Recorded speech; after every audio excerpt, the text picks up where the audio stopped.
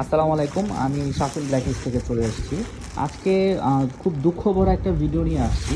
আমরা আপনাদের অনেক রিকোয়েস্টে হলো ডেলিভারি চার্জ, ঢাকা সিটির বাইরে ডেলিভারি চার্জ যেগুলো ছিল সেগুলো অ্যাডভান্স দেওয়া বন্ধ করে দিয়েছিলাম অনেকে রিকোয়েস্টে। তো এটা আমরা শুক্রবার থেকে অফ করেছিলাম, শুক্র শনি রবি কালকে সন্ধ্যা পর্যন্ত রেখেছিলাম।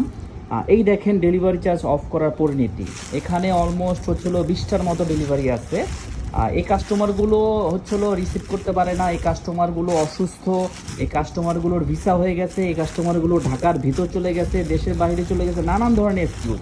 এবার আপনারাই বলেন যে এগুলো যদি হয় তাহলে কি ডেলিভারি চার্জ ছাড়া কি আর পাঠানো যাবে ঢাকা সিটির বাইরে?